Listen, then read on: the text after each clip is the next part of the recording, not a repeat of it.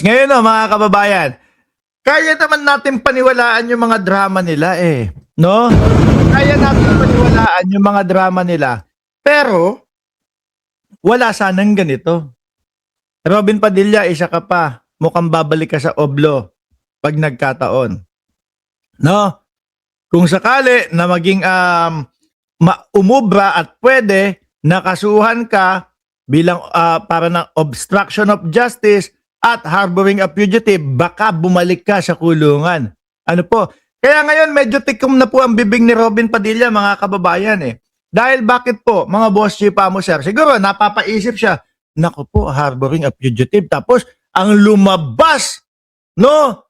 Ang lumabas na resulta doon sa pagpapaaresto kay Bato de la Rosa ay okay daw ho, walang TRO, mga kababayan. Ibig sabihin, pwedeng arestuhin si Tobats. Ano po?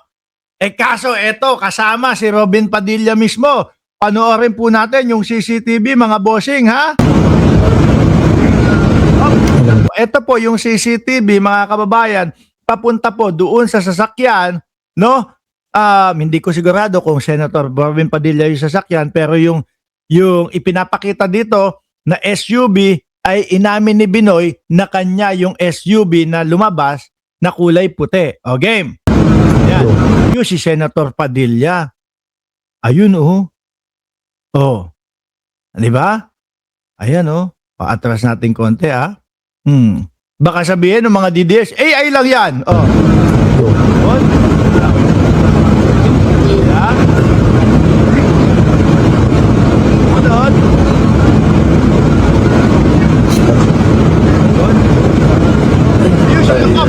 Puki. Pati pala paglabas sa Senado, nagmamadali tingnan nyo naman mga kababayan kung paano lumabas si Robin Padilla. Iatraso natin Medyo saktong yung tipo bang hindi pa halata. Yan.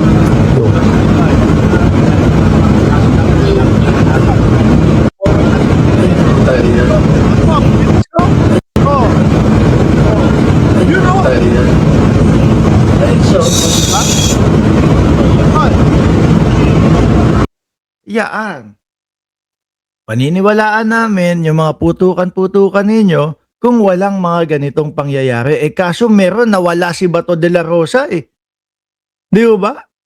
Tumakas si Bato de la Rosa, mga kababayan So ngayon, masisisi po ba nila ang publiko kung isipin, mga kababayan, na yung putukan na yon ay para umagaw ng atensyon upang sa ganon, si Bato de la Rosa ay maka-eskapo. Diba? Sabi ni Mary Ann, live po ba? Live na live tayo. Di ba? Yari ka dyan, Boss Binoy. Nakikita ko yung interview kay Robin Padilla doon sa Senate. Kung ano-ano na pong pag-iwas ang ginagawa ni Robin Padilla. Napakasimple lang naman po. Ang sasabihin niya lang naman po, mga kababayan, hindi ako yung kasama ni Bato de la Rosa. Or siya yung kasama ni Bato de la Rosa. Kesyo daw po, hintayin na lang po natin yung investigasyon. No? Nirerespeto po natin yung investigasyon na ganyan, mga kababayan. Pero eto, yari ka dyan, Boss Binoy. Kapag ubra nga, nakasuhan ka doon sa obstruction of justice o harboring of fugitives. No, sabi ni Rosewin Isidro, asan ba yun? Nananawaga si Attorney Jesus Palsis kay Sentry na sampahan daw ng kaso si Boy Silly. Malamang. Si Sentry pa ba? Hindi nagpapalagpas ng mga ganyang pagkakataon yan. Kapag ikaw ay may kailangan panagutan sa bansang Pilipinas, mga bossing, nako, walang uurungan niya si dating Senador Antonio Trillanes. Sabi, ni Regina El Chico, umurong na ang yagba ni Robin. Napunta po sa sili lahat siguro, mga kababayan. Di ba? Ngayon naman, mga bossing, alisin na natin yung Robin Padilla. No? Paniniwalaan natin sila na hindi drama-drama yung kung walang ganyan. Eto naman po, nako, mga senador kayo na nag-udyok, nag-utos, kung meron man na nag-utos, dito kay Aplaska, naku po, mga kababayan, iyari kayong mga senador kayo. Dapat, palamunin nyo tong yung pamilya ni Aplaska. Bakit to mga kababayan, mga boss chief amo sir? O eto, pinapasampahan ng kaso si Aplaska. No? Bukod sa 6 na buwan na walang trabaho at walang sweldo, mga boss chief amo sir, eto yung updated na balita po dyan, Ma'am Maritel T. at Miel Rodrigo. No? Suspended Senate Acting Sergeant at Arms Mau Aplaska inirerekomenda ng CIDG ng sampahan ng paglabag sa Republic Act 11-917 o Private Security Service Industry Act. Ano po mga kababayan, ayan na. Kakasuhan na.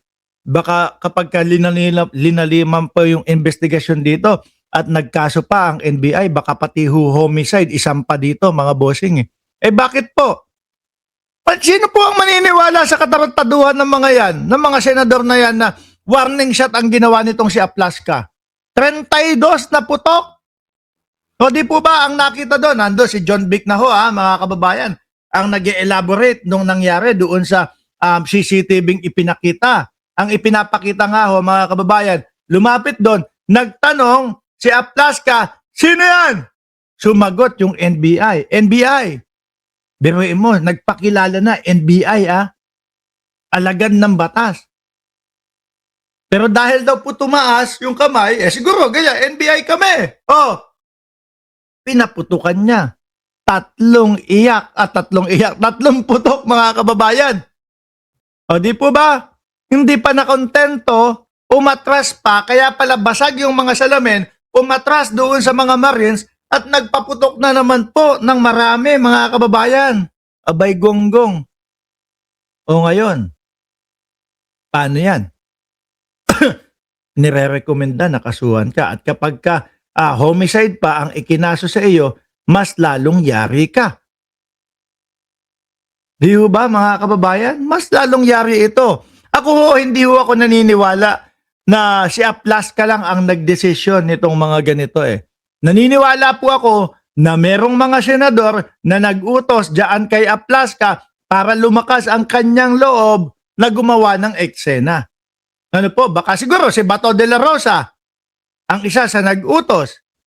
O si Alan Peter Cayetano ang isa sa nag-utos. O si Robin Padilla ang isa sa nag-utos dito kay Aplaska. Kaya kung meron man, kung sino man ang nag-utos, dapat Aplaska, palamunin ang iyong pamilya. Bakit? Ikaw ang inipit sa sitwasyon, Di ba? Siya ho ang inipit sa sitwasyon, mga kababayan. Paano yan? Paano ang pamilya?